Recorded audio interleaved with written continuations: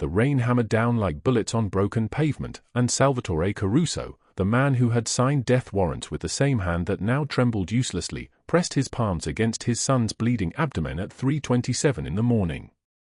Blood pooled black under neon reflections.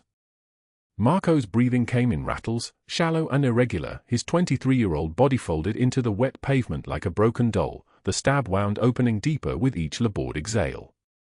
"Stay with me. Stay with me." Salvatore's voice cracked on the second repetition, a sound his own men had never heard in 15 years of service. His expensive suit, Italian-tailored, worth $4,000, soaked through, and none of that mattered anymore because his son was dying in an alley and Salvatore Caruso, who commanded armies of men dressed in black, who moved through San Francisco like a predator through a sleeping city, was completely powerless. Sergio and Gino stood frozen 10 feet away, phones in their hands, fingers useless. In 15 years they had never seen their boss like this. Never heard that crack in his voice. Never seen his shoulders shake the way they shook now, rain streaming down his face and mixing with tears he didn't bother to hide. The November night swallowed everything except the sound of his son's shallow breathing and the endless drumming of rain. Then footsteps. Stumbling, uneven, desperate footsteps emerging from the darkness of the alley. A woman appeared through the rain, her face swollen purple and black from fresh violence, her ribs wrapped in old bruises that mapped years of pain. Clara Morgan, 28 years old, moved like a creature caught between living and dying. Her left eye was nearly shut. Blood crusted her lip. Her jacket hung torn from her shoulders. But her eyes were still moving, still seeing, still fighting. She did not hesitate. She collapsed beside Marco, her own body screaming with agony as she tore off her thin, worn jacket and pressed it hard against his wound. The fabric darkened immediately. She did not react to the pain in her own ribs or the way her vision blurred at the edges. She looked at Sergio, and her voice cut through the rain with the force of a blade. "Call 911 now. Right now. Tell them stab wound to the abdomen, bleeding heavy, young male. Which hospital is closest?" She did not wait for an answer. "St. Mary's. Room 317 if he makes it that far. Move. Move." Sergio moved. She kept pressure on the wound, her broken hands working with the knowledge of someone who had bled before, who understood what dying felt like. She leaned close to Marco's face, her voice dropping to barely a whisper. "You are going to stay awake. You are going to listen to my voice and you are going to keep breathing. Can you do that?" His lips parted. A sound that might have been yes. "What is your name?" Marco. Marco. "I am Clara. We have never met, but we are friends now, and friends do not leave each other. You are going to live. Do you understand me? You are going to live." The sirens arrived for minutes and 32 seconds later. The paramedics moved with trained efficiency, pushing Clara gently aside, but as they lifted Marco onto the stretcher, his hand reached out and his fingers found hers. She held on. She did not let go until they forced her away, and even then she stumbled alongside the ambulance as they loaded him, her voice steady as she called out his name, his vitals, his breathing pattern, everything he needed to survive. Salvatore watched her. His hands fell to his sides, and for the first time in 2 decades, Salvatore Caruso felt something he had not allowed himself to feel since the day his daughter Lily was born, stillborn 17 years ago. She came out silent. He had held her for 7 minutes. 7 minutes was all he got, and in those 7 minutes he had learned that a man could have everything the world feared and still have nothing that mattered. He had locked that feeling away. Buried it so deep that even he could not reach it anymore. But watching this woman, this broken homeless woman with nothing, refusing to let a stranger die, protecting Marco with the last strength in her damaged body, something cracked open in Salvatore's chest. Sergio stepped closer, his voice low. "Don Cesar, we should follow them to the hospital." "We should." "Who is she?" "So."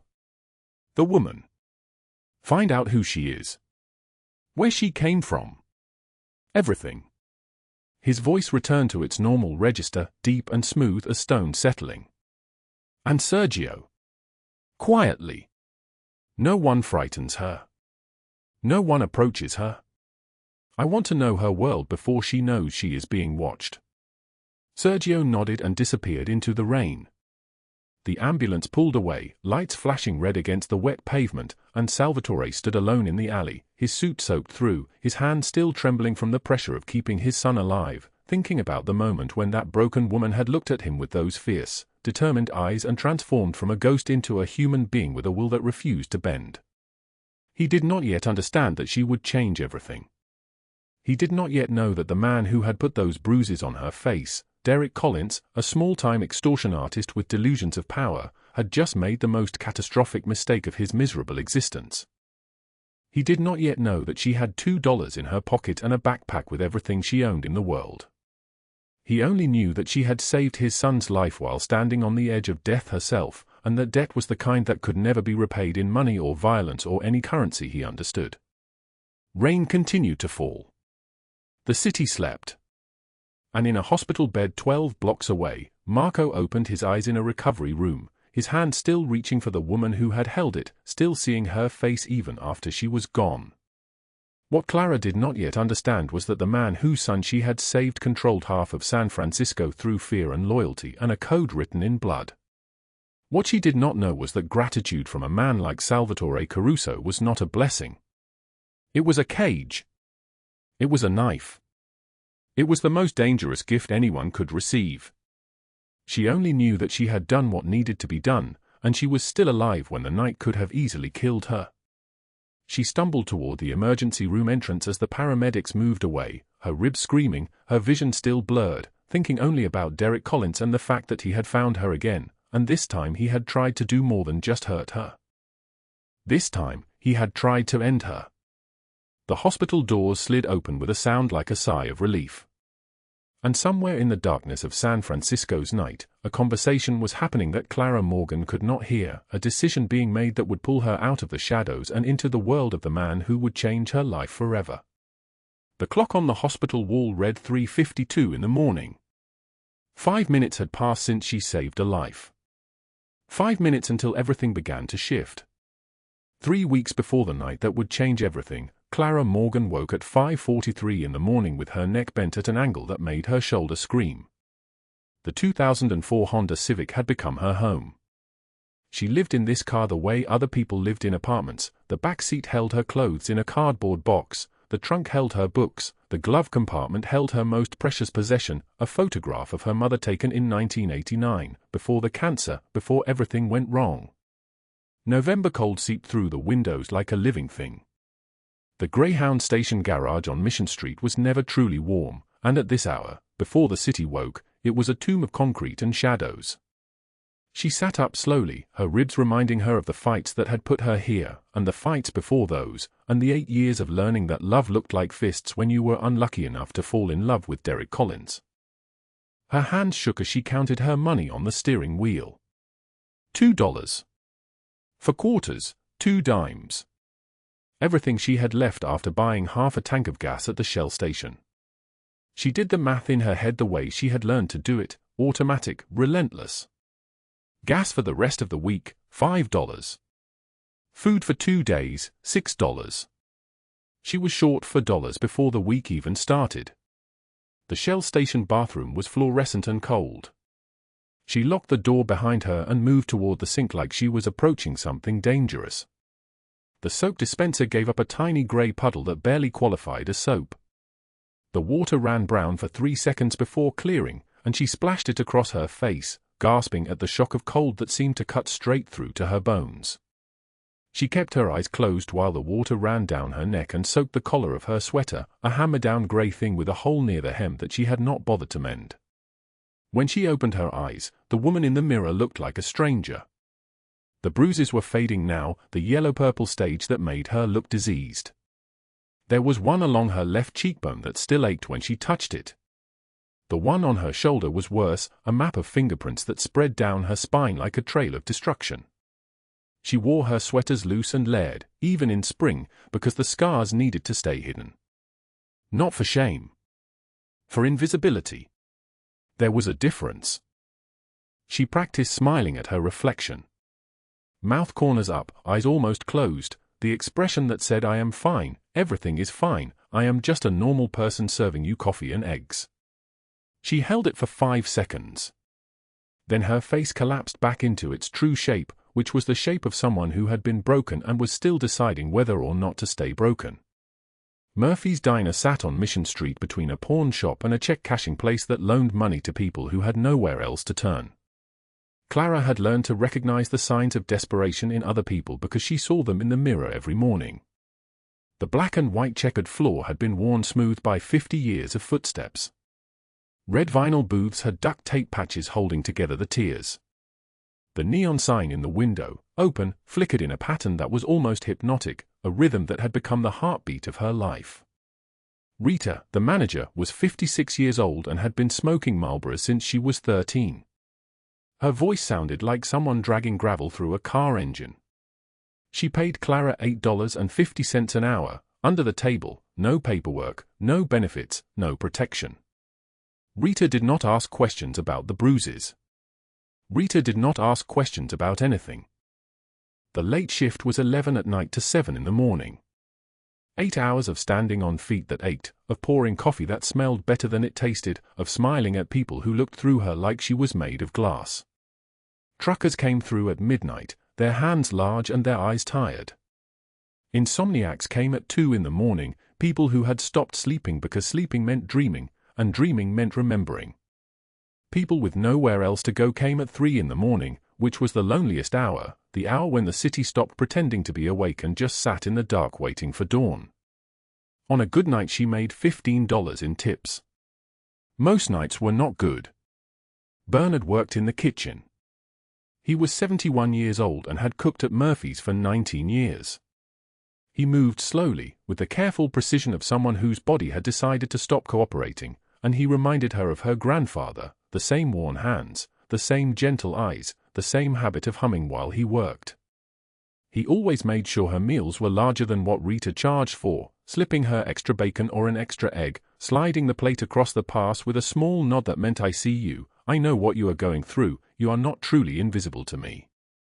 Clara would eat in the corner booth during her break at 4 in the morning, nursing a coffee that had gone cold, studying GED practice books from the public library. She was 28 years old but looked 38. She had a high school diploma from Oakland, a history of abuse, and a brain that had not stopped working even when her life stopped making sense. The GED was her way out. She did not know where she was going yet, only that she could not stay here. But there was the problem of Derek Collins. He had come to the diner 1 week ago at 2 o'clock in the morning. She saw him through the window first, the black Mercedes, the way he moved across the parking lot like he owned the ground beneath his feet. He was tall, with the kind of handsome that came from expensive haircuts and a gym membership and the confidence that came from knowing that violence would always protect him. He wore a leather jacket over a white t-shirt, and his left hand held a cigar he was not smoking, just chewing on while his eyes scanned the diner. Clara's hand froze with a coffee pot in midair. He found her. He was still finding her, even after 2 months of running, even after she had changed her work schedule and moved her car to a different parking garage and done everything she could think of to disappear. He walked to the counter with the casual stride of someone approaching a conversation, not a confrontation. Rita was in the back. Bernard was focused on an order. The only witnesses were Tommy, a regular who came every night at 2 and ordered black coffee and stared out the window at nothing, and a couple in booth 4 who were holding hands and did not notice anything. Derek reached out and grabbed Clara's wrist. Not hard, not yet. Just firm enough that she felt the warning in it. "Hello, baby," he said. His voice was the same voice she had learned to fear in the dark. "You have been very difficult to find." Clara pulled her wrist back. Her voice was steady even though her hand shook. "You need to leave." "You owe me $200,000, Derek said. His eyes did not move from her face. 8 years of rent. 8 years of food. 8 years of everything I gave you. Everything you threw away when you decided to be stupid. I owe you nothing. The words came out like she was reading from a script. She had practiced these words in her car at 5 in the morning. "You will never touch me again." Derek's smile was cold. It was the smile of someone who had never been told no and could not believe the word actually existed in the English language. "We will see about that, Clara. We will see." He released her wrist and walked back out to his Mercedes. He did not rush. He took his time, the cigar still between his teeth, moving like a man who had already won. Tommy did not look at her. The couple in booth did not look at her. Only Bernard emerged from the kitchen for a moment, his old eyes meeting hers with something that looked like recognition, and then he retreated back into the heat and the grease and the safety of his work. Clara's shift ended at 7 in the morning. She drove to her car in the Greyhound garage, bought a granola bar for $1 from the vending machine at the Shell station, and sat in her Honda Civic eating breakfast while the city woke around her. She had $4 left. She had nowhere to go. She had a man hunting her who had made it clear that he would not stop, and she had no one to call, no family to run to, no law that had ever protected her before and would not protect her now. The granola bar tasted like cardboard and false hope.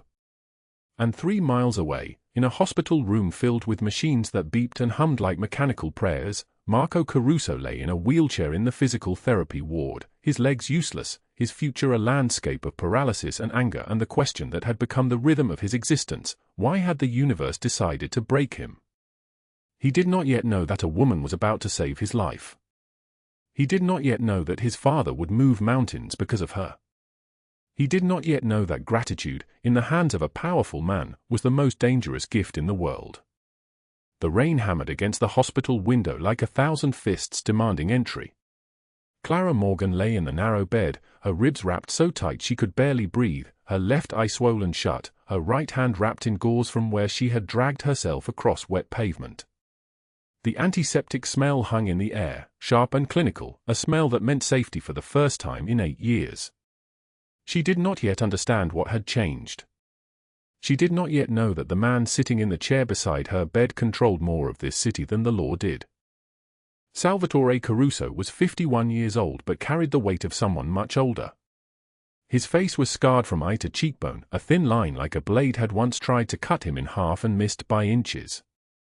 He wore a charcoal suit that cost more than Clara's annual salary, and his hands, callous despite the expensive manicure, rested on his knees with the controlled stillness of someone used to being feared.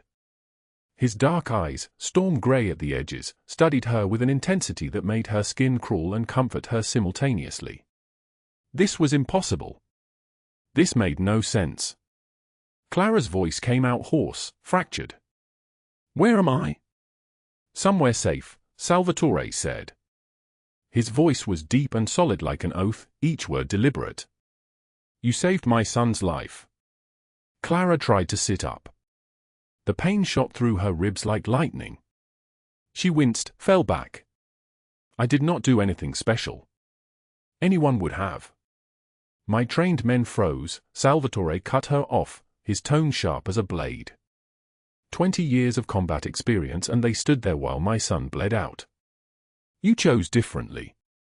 The rain continued its assault on the window. Clara could hear the city beyond it, indifferent, moving forward, unconcerned with the broken woman in this hospital room or the powerful man keeping vigil beside her. She had learned long ago not to trust powerful men. "Who did this to you?" Salvatore's question came soft, but it carried weight. Clara turned her face away. The bruises on her neck were old and new layered together, a history written in purple and yellow. "It does not matter." "It matters to me." She did not answer. Salvatore did not push. Instead, he made a phone call, his voice low, giving instructions to men she could not see. Over the next hour, Clara would learn that Salvatore Caruso moved through the city like a storm front. His people brought files, photographs, documents. They brought Derek Collins's name. They brought the history of 8 years of violence, threats, extortion. They brought the $200,000 demand he had screamed at her in that alley, money she did not have, money she could never have. Then Salvatore made another discovery that changed everything. Victoria Ashford. 42 years old, elegant in the way that old money demands elegance. A real estate developer with connections that spread through San Francisco like roots through soil. A woman who had been courting Salvatore's business for months, smiling at his events, positioning herself at his side, waiting for an opening. A woman who was, unknown to Salvatore until that moment, Derek Collins's silent partner in a predatory scheme that targeted vulnerable women. Using her social influence, Victoria manufactured evidence, spread lies, ensured that women who tried to escape Derek's control found themselves unemployable, unhousable, invisible. Clara had been one of them. 3 weeks ago, Victoria had paid 3 people to post videos. The videos claimed Clara stole from Murphy's diner. That she was a drug addict. That she was dangerous. Within 48 hours, the comments numbered in the thousands. Within a week, she had been fired. Within 2 weeks, no restaurant would hire her.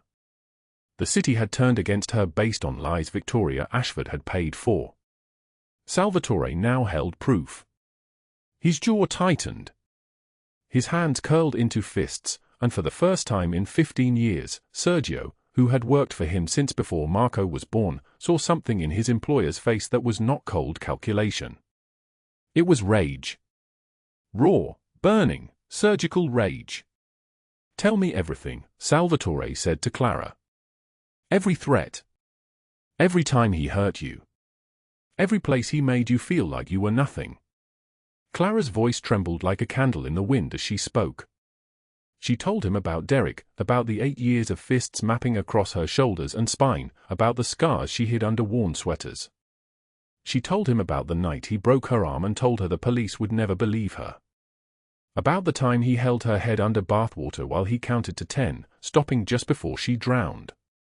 About the constant whisper in her ear that she was worthless, that no one would help her, that she belonged to him.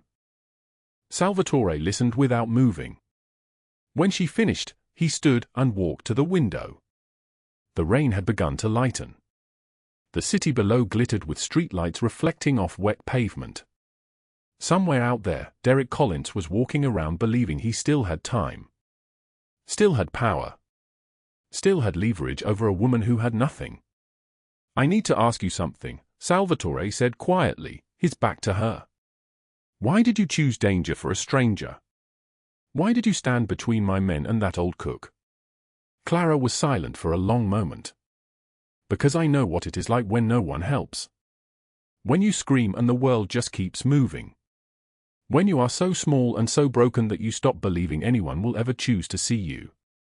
She paused. "I could not let him die alone." Salvatore turned back to face her. In that moment, he was not a mafia boss. He was a man whose only child had been stillborn 17 years ago, whose daughter Lily Rose Caruso never took a single breath, whose grief had calcified into stone so long ago he had forgotten how to access it.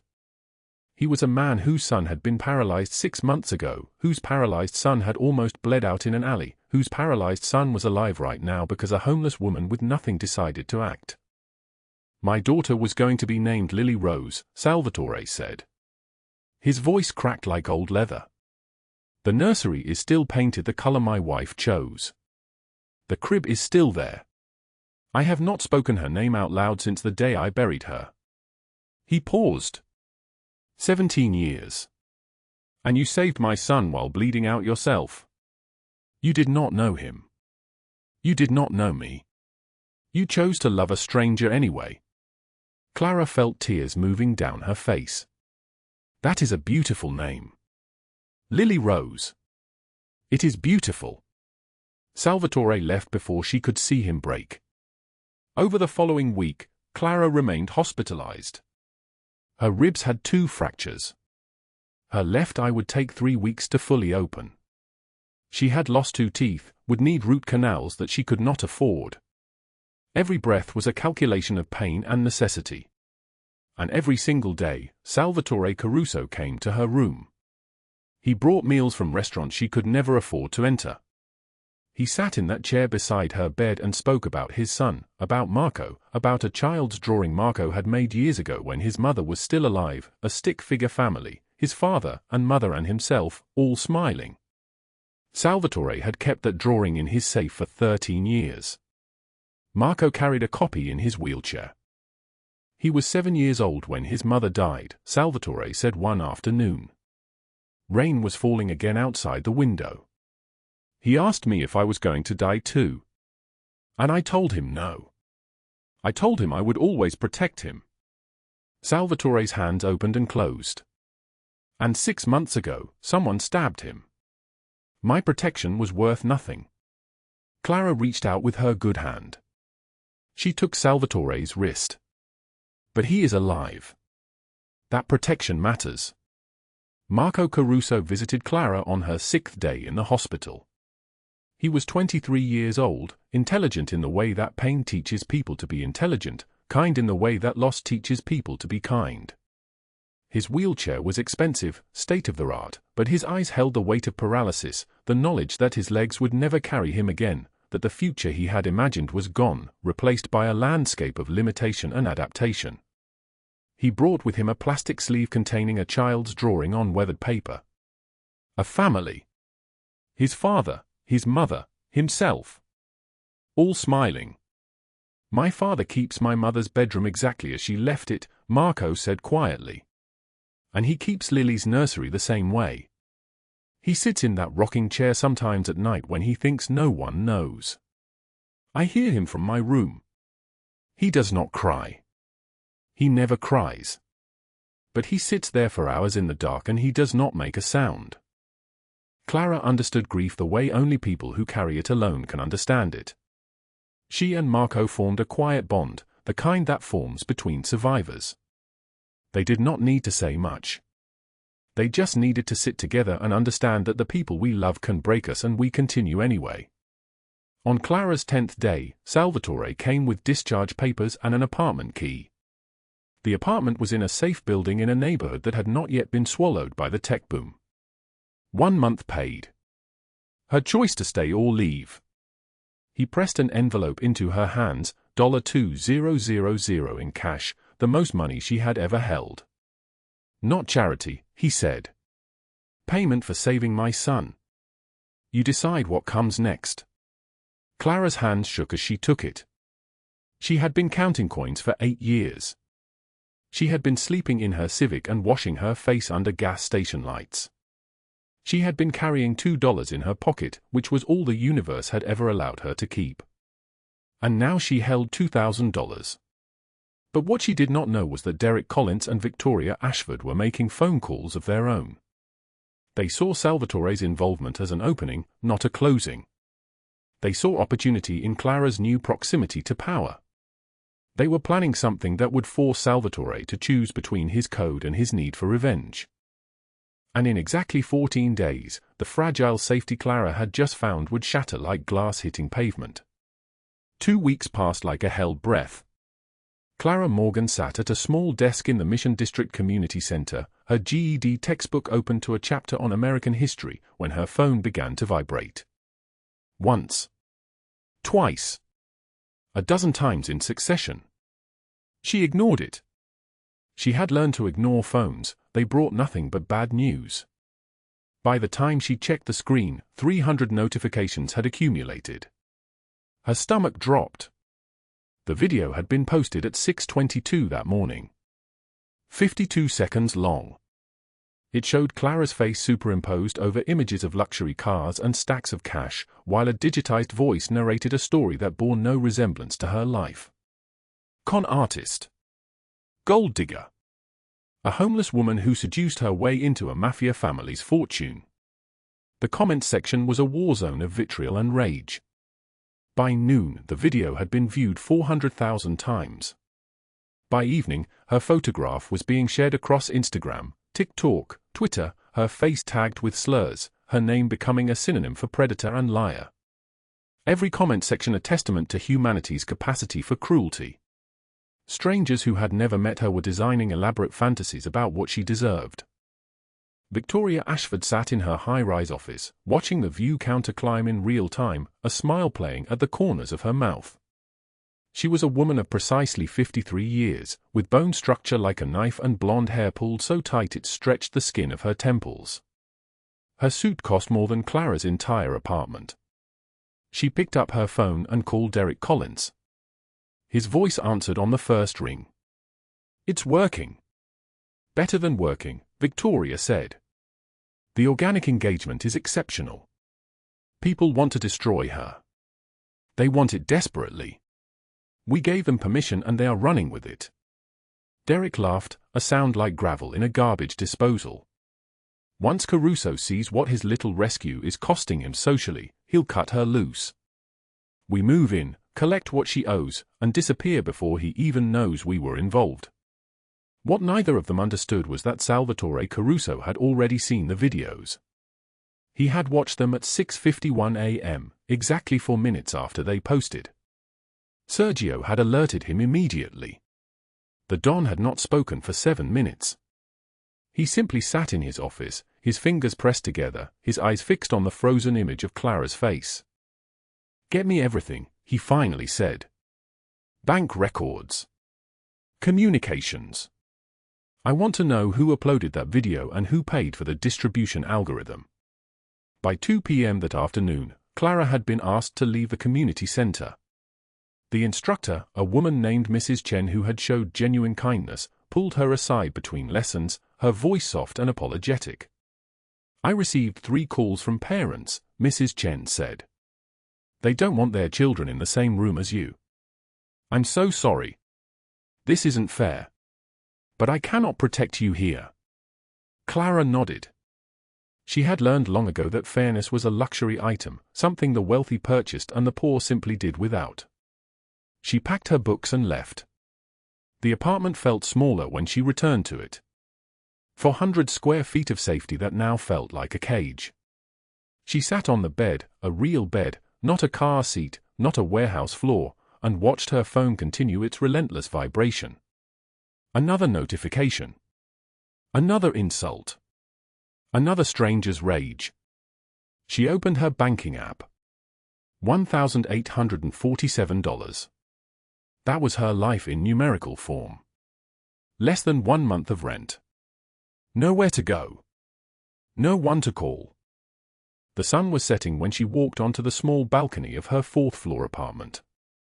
The November rain had started an hour before, a cold drizzle that soaked through her sweater in minutes. The city stretched below her, all those lives happening in all those buildings, and none of them concerned with her destruction.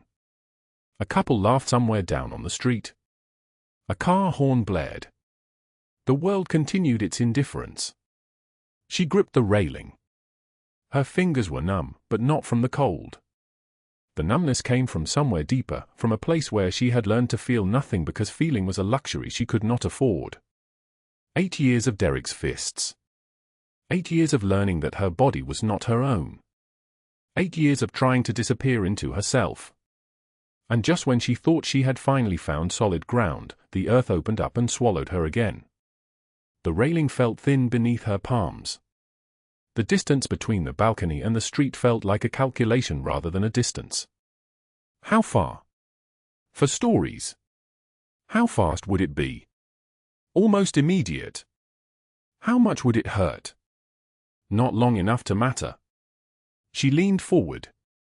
The rain intensified, hammering down like God's fists on the city below. Then she saw it. A homeless woman, wrapped in a grey blanket so worn it was barely recognizable as fabric, was pushing a shopping cart through the rain.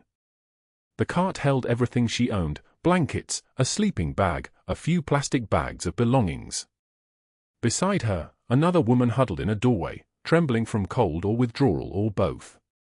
The homeless woman stopped. She removed her blanket, her only protection against the November rain, and wrapped it around the shivering woman's shoulders. Clara watched this small act of mercy unfold in slow motion. A person with nothing choosing to have less. A person broken deciding not to let another person break alone. She heard her own voice from 3 weeks ago, spoken in a dark alley while her ribs screamed and Derek's men closed in. Stay with me. Breathe. Just breathe. Clara stepped back from the railing. Her legs gave out and she slid down the wall, sitting on the wet concrete of the balcony floor, her body shaking with sobs that had nowhere left to hide. The rain fell on her face and mixed with her tears, and she could not tell where the sky ended and her grief began. But she did not let go. At dawn, the sun had not yet risen when federal agents moved into position across 8 different buildings in the Tenderloin. Derek Collins was still asleep in his apartment on Mission Street when 3 agents broke through his door at 6:15 a.m. They found him naked, reaching for a gun on his nightstand. They were faster. The arrest happened on live television. News cameras had been tipped off. Salvatore's lawyers made certain the media would be present. Derek was led from his building in handcuffs, his bare feet slapping against cold pavement, his face bloated with sleep and panic. The cameras caught everything. The moment he realized what was happening. The moment his facade crumbled. By 9 a.m., every news outlet in San Francisco was running the footage on loop. 40 years minimum. Federal charges spanning 3 decades. Housing fraud. Extortion. Witness intimidation. Assault. The documentation was immaculate, every crime catalogued, every victim named. Derek Collins sat in a holding cell at the federal building, and the weight of his own actions finally crushed him.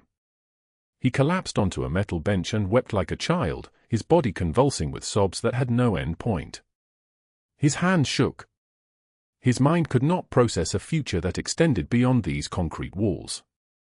Meanwhile, 3 miles away in her penthouse office, Victoria Ashford was receiving a phone call from her board of directors. "We've seen the evidence," her chairman said. His voice was ice. Bank transfers to Derek Collins's accounts. Emails ordering the smear campaign against Clara Morgan and 6 other women. The recordings where you specifically discuss exploiting vulnerable people for financial gain. You are removed from your position effective immediately. We have already contacted federal prosecutors. Victoria tried to speak. Her voice came out strangled. That's not what I never said. He had already hung up. The evidence dropped at 11 a.m.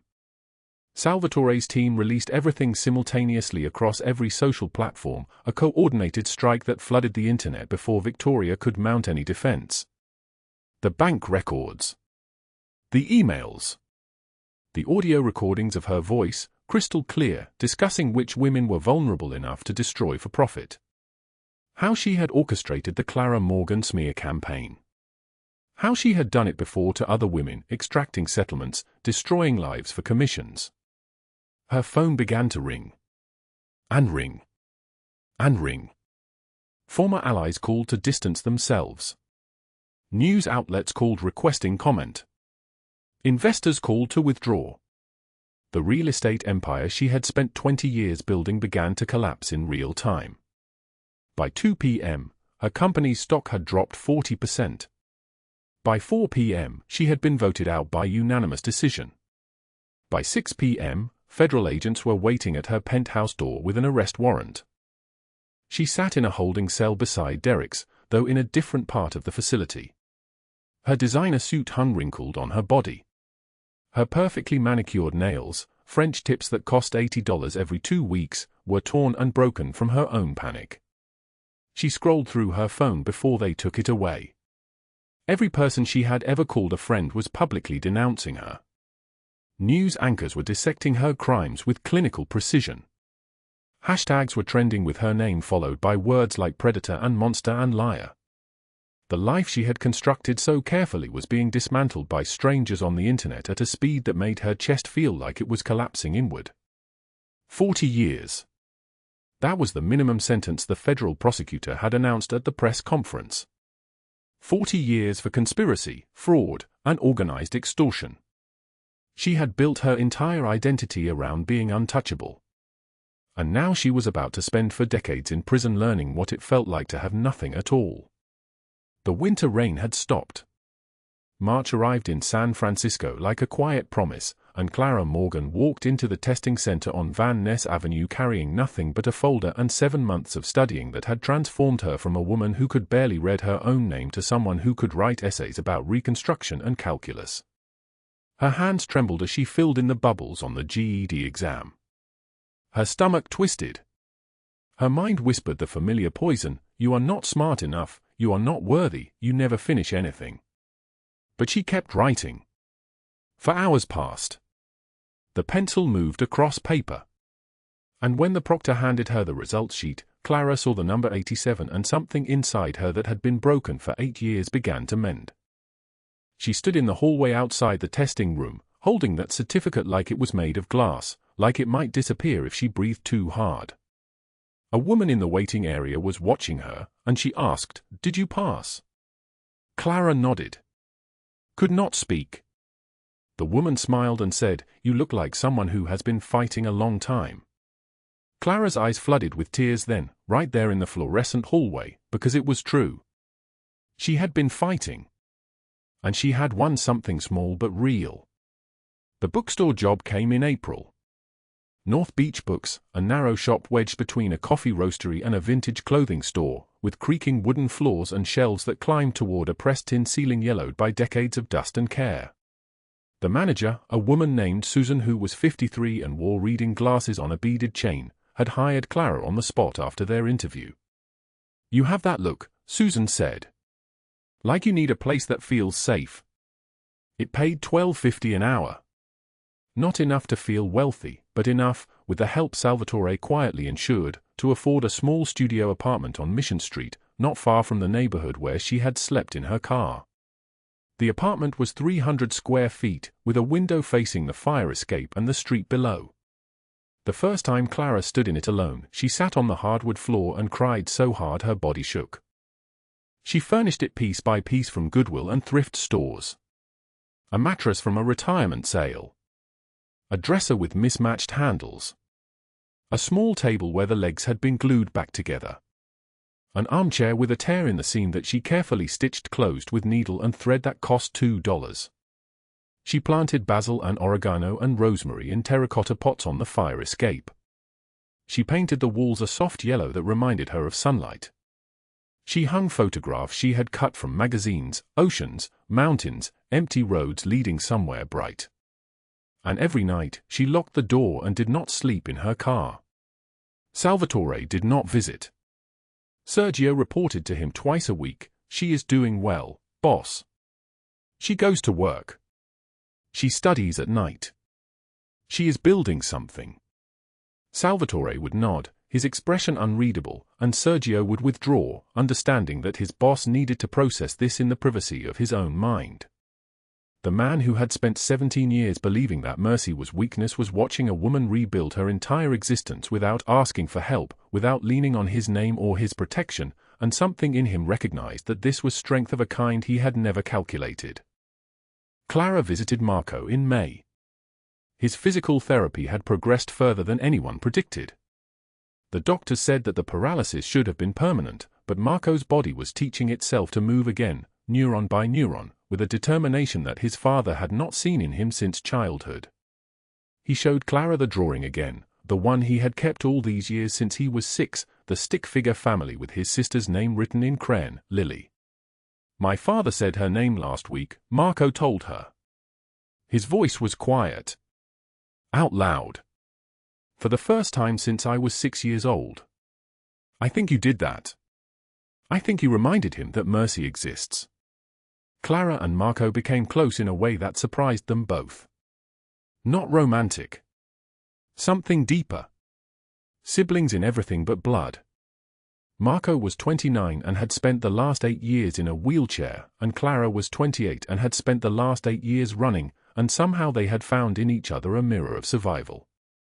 They would sit in the physical therapy room while his legs worked against resistance bands, and Marco would tell her about his childhood, about the day Salvatore brought home a baby girl named Lily, about the day he held her for exactly 4 hours before she stopped breathing.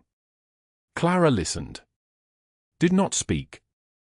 Just sat there, bearing witness to his pain the way he had witnessed her fear that night in the rain. 6 months had passed since the night Clara dragged herself across wet pavement to call for help. 6 months.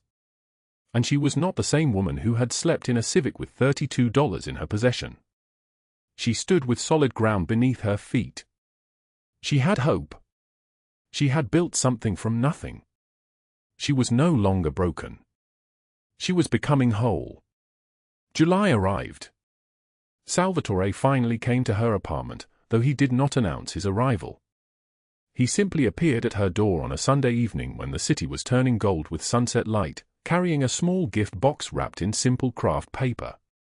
He looked different than he had that first night, older perhaps, or simply more human. The scar on his face seemed less like a weapon and more like a map of survival. Clara opened the door and did not question how he knew where she lived. She simply stepped aside and let him enter. Her apartment was small, but it was warm now. Books lined every shelf, paperbacks she had collected from Goodwill, classics she was reading for the first time, a dictionary she consulted when words confused her. Photographs pinned to the walls, Clara at her GED ceremony, Clara at the bookstore on her first day of work, Clara and Marco laughing at something only they understood. A life being lived. A life being built with both hands. They sat at her small kitchen table. Salvatore placed the gift box between them. Marco suggested this, he said. His voice was like stone.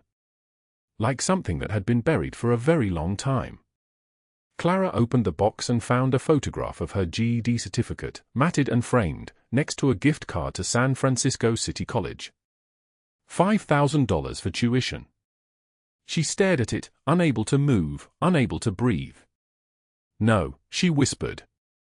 Salvatore, no. This is too much. He was quiet for a very long moment. When he spoke again, his words came slowly, like he was translating them from another language. You saved my son's life when you could barely save your own. You stood between my men and a stranger when you had every reason to stay silent. You dragged yourself across the pavement to help Marco when you were bleeding out from your ex-boyfriend's fists. You did all of that with $2 in your pocket.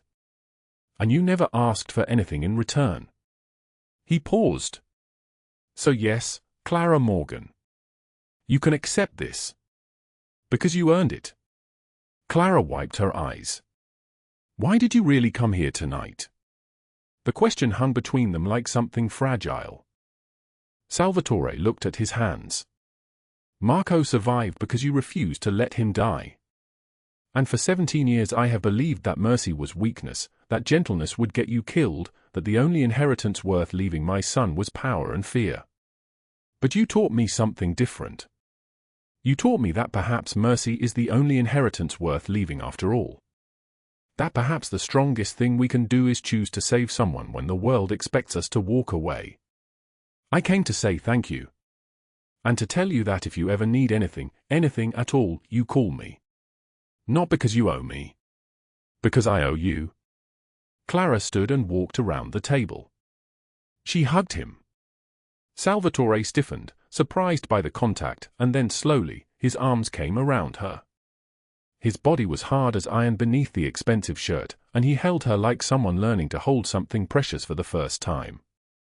They stood there in Clara's small kitchen while the city lights began to shimmer outside, two broken people who had saved each other in the dark. 1 year later, Clara walked across the stage at San Francisco City College to receive her associate degree in social work. Salvatore and Marco were in the audience, Marco in his wheelchair, Salvatore standing beside him, his hand resting on his son's shoulder. When Clara's name was called, Salvatore clapped. His eyes were wet. After the ceremony, Clara joined them outside. She carried a small gift box wrapped in white tissue paper. For you, she said to Salvatore. Inside was the drawing, Marco's drawing from when he was 6 years old. The one with the stick figure family. The one with Lily's name written in a child's hand. The drawing had been professionally restored, framed in museum-quality glass, preserved like the treasure it always was. Salvatore took it. His hand shook. He stared at his daughter's name, at the line drawn for her face, at the simple truth that a 6-year-old had captured on paper: she had existed. She had mattered. She had been loved. His voice broke. "Thank you," he said. Clara smiled. After the rain, the sky clears. And sometimes miracles come from the most unexpected places. Salvatore looked at this woman who had been homeless a year ago, who now stood as his equal, who had saved his son and taught him to say his daughter's name again. He nodded. Marco smiled. They walked together into the San Francisco evening, three survivors who had found family in the ruins of their former lives. And somewhere in the city, the rain began to fall again, but it was warm rain, the kind that nourishes rather than destroys. This story teaches us that even in the darkest moments, love finds a way. If you believe that, hit like and subscribe. Leave a comment and tell us how this story made you feel. Thank you for staying with us until the very end.